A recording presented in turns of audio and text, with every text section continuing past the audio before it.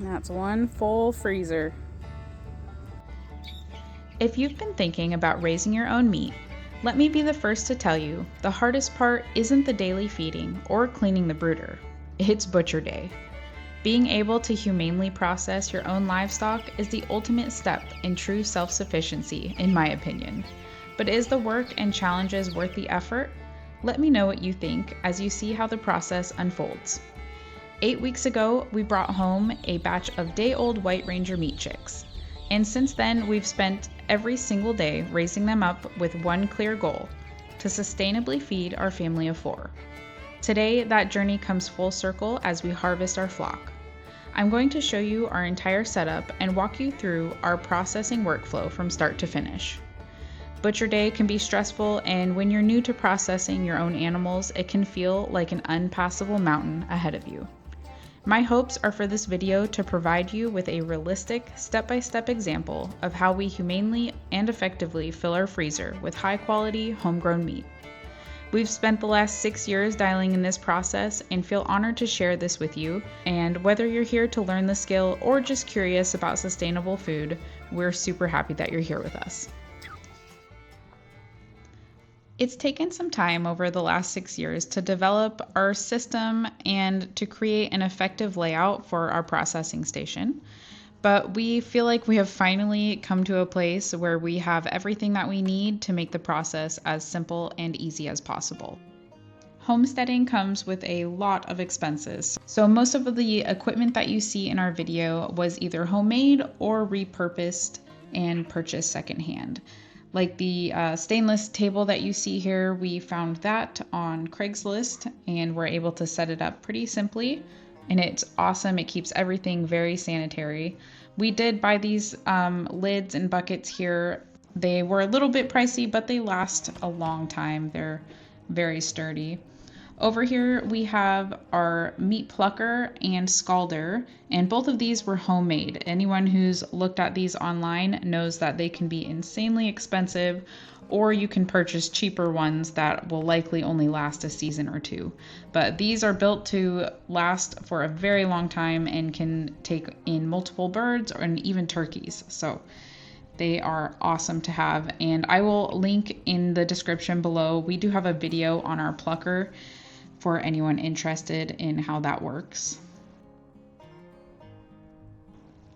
This is our kill cone station, and we've always got lots and lots of buckets around. Those are absolutely necessary on processing day. First things first, we've got to light the scalder. That takes a little bit of time to warm up, so that's always the first thing we do in the morning. This will take about 30 to 40 minutes or so to heat up all the way, and we've got a little thermometer over here that lets us know how warm it is. David, how warm does it need to get? About 150 degrees. Okay. My husband's the scalder man, so that's his job.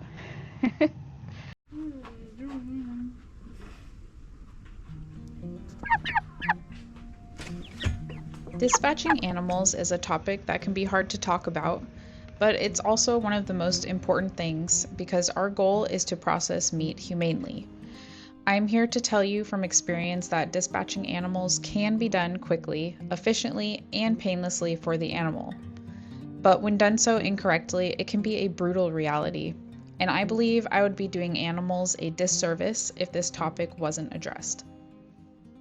Over the years, we have tried many different dispatching methods, from axes to sharp knives, and ultimately we have found that the simplest and most efficient way to dispatch a bird is by placing them in the kill cone, allowing the bird to settle down, and then we will take our knife in one hand and use our free hand to gently peel down the neck feathers while also covering their eyes.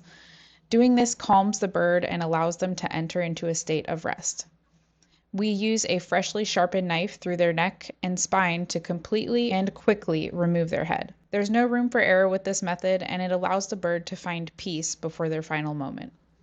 Everything happens quickly for the bird, and we can ensure that our birds are properly drained of any blood before we bring them over to the scalder. Now, as the birds are draining, you will notice that they tend to twitch and flop about, and that's completely normal. That's their muscle memory reacting to what's just happened. And that's actually one of the reasons we like to completely remove the head. We can ensure that there's no memory or suffering happening by doing so. Each bird is then scalded for about 30 to 60 seconds. It will depend on the bird and the temperature of the water. We do try to keep the temperature of our scalder at about 150 degrees. And you can easily check if the bird is done by plucking one of the bigger feathers on the wingtips. And if those come out with ease, they are ready for the plucker. Here in our homestead, we have a homemade plucker that we use to defeather all of our chickens. It's very simple to use. We put the birds in there for just a few seconds and then pull them out once we notice the feathers are off. There are always a few stragglers, but we simply just pluck those ones off by hand. It's not a big deal. Once our birds are completely defeathered, they go over to our processing table where they come to me to be broken down into quarters. Processing birds definitely takes time to learn. I have said this in my previous videos where I recommend anyone starting out to simply learn the anatomy of your bird, and you can do this with a grocery store bird. Break down all of the quarters, the legs, the thighs, the breast, the tenders. Figure out where all of the pieces of your bird are before you actually start working with your home-raised birds. Trust me, this will make your life so much easier on butcher day if you can really master that process. After we remove the feet, I move on to quartering out our birds, and this is just the way that we like to process our chickens on our farm. Everyone does things differently, but this is what works for us. I begin the quartering process by releasing both of the legs, and I like to use the weight of the bird to my advantage. By holding up the bird like you see me doing here, it helps to release that socket joint and also gives me a little bit bigger of a window when I make my incisions along that muscle tissue. I do want to make a side note that I am starting with the legs because the wings actually help prop up the body when we go to take the breasts off. So definitely wait to take the wings off until the end. Next, I'm going to rotate the bird up and remove the skin that covers the breast area. This is personal preference. Some people like the skins on their chicken breasts, but we do not. So we remove that. You can use just sheer force by ripping them, but I do find that cutting away some of those connective tissues does help keep the breast intact a little bit better. Next, I'm going to find where my sternum is, and because I've been doing this for a while, I kind of know exactly where it is just by looking, but you can feel around with your fingers to find it. And then you want to make a cut straight down and then along the rib cage. Think about filleting a fish. It's very similar. You're filleting the breast off of the rib cage. Because we process our birds this way, we take great priority in cutting away as much of the meat as possible so that we aren't wasting anything. I am right-handed, so you'll notice I tend to rotate the bird here and there, and that's simply to make it easier for me so I don't end up cutting myself.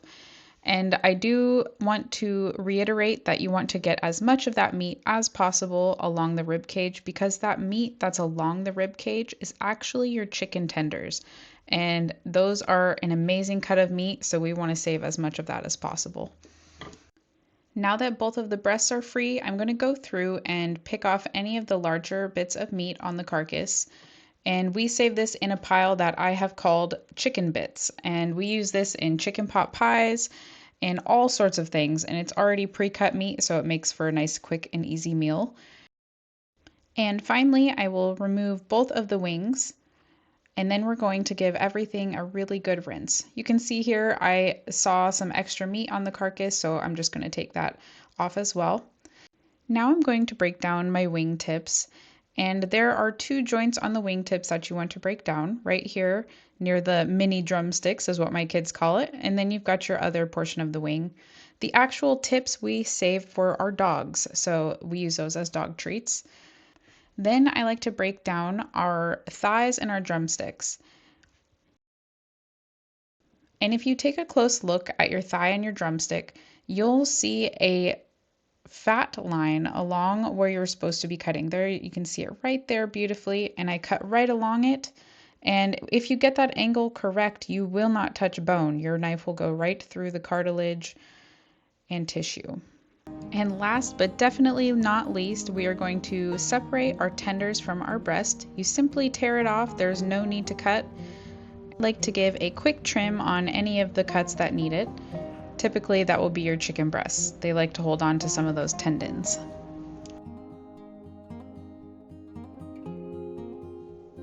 Now, I'm sure you're wondering, why are you breaking down your birds and not processing them as whole birds like most people? I actually started out processing chickens the traditional way, and we had so many whole birds in our freezers over the years. But year after year, I kept feeling like there was a better way to do this, a cleaner way, a way that we could package things in the freezer a lot neater, and a way that would ultimately provide less waste in our family.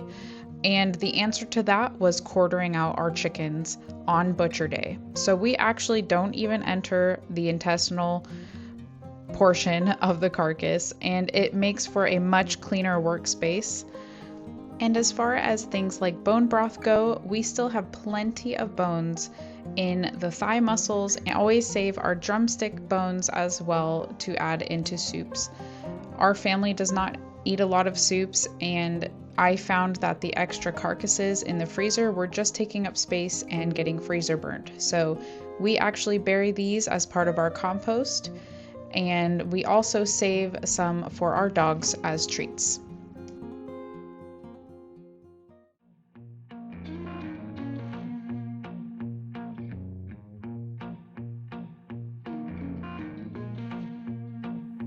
Porch light flicker on the siding, moths dancing like they know the tune. Porch light flicker on the siding, moths dancing like they know the tune. Every breath feels borrowed, but tonight the world's in tune.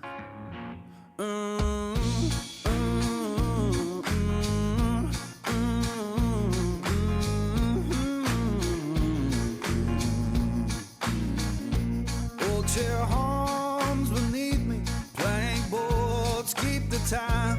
Old chair arms beneath me, plank boards keep the time. If this sound ain't perfect, that's how I always mine. Someone left the radio humming low next door. Someone left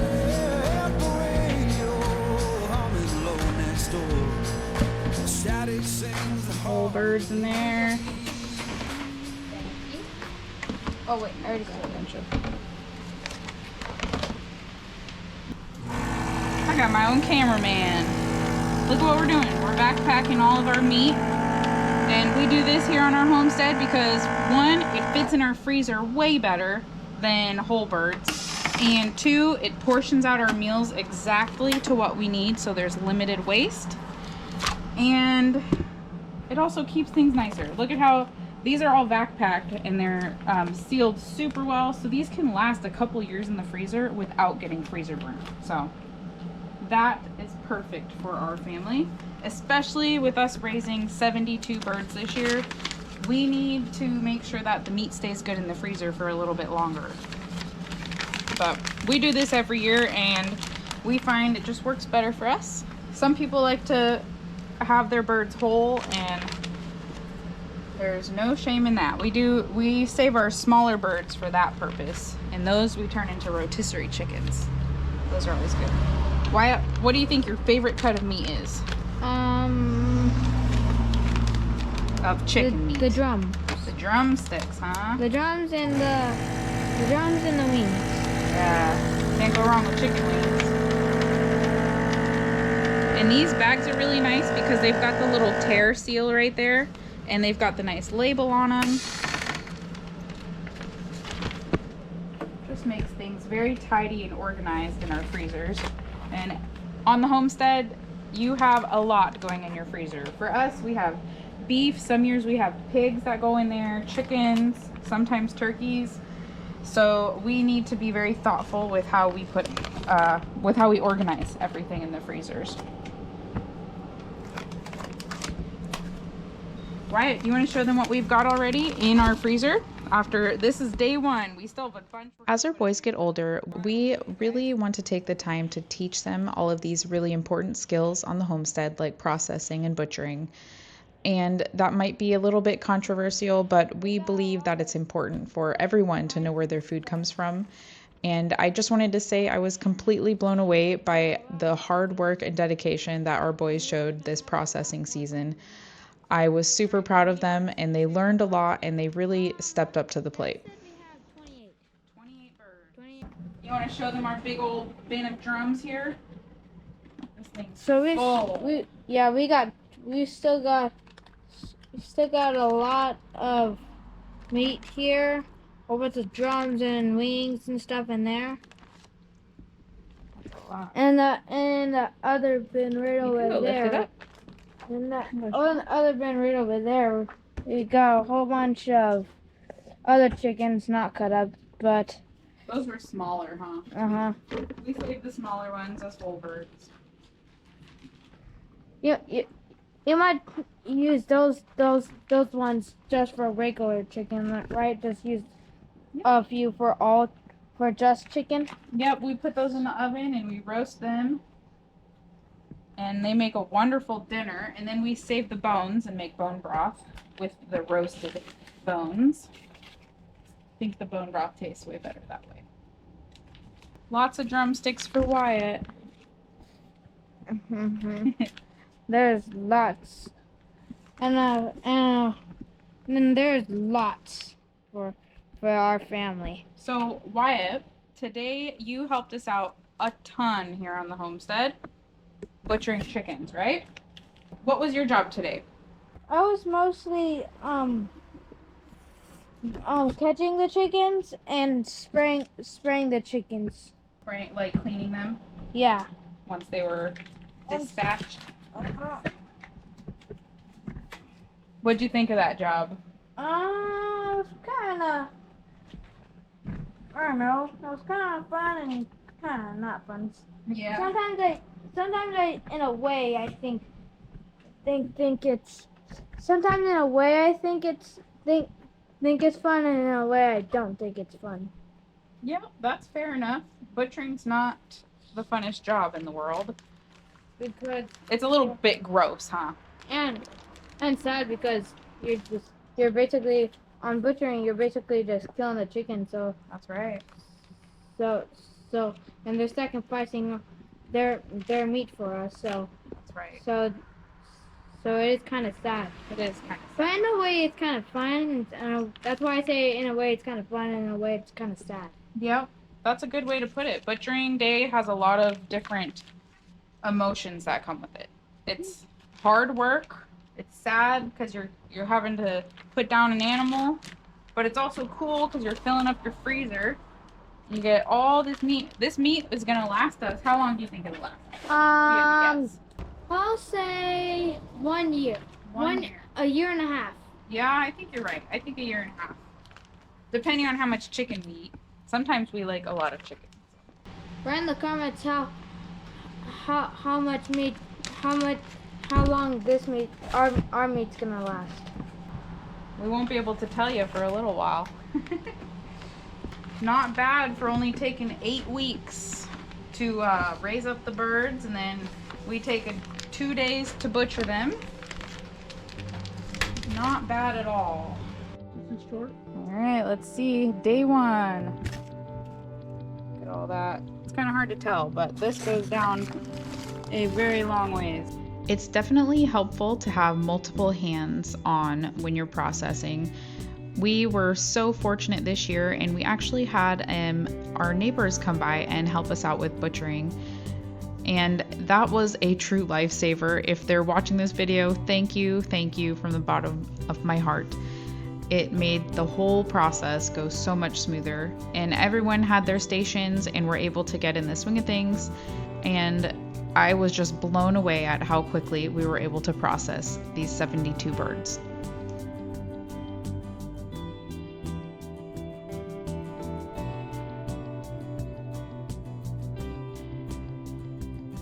So it's day 2 today of butchering. I butchered that.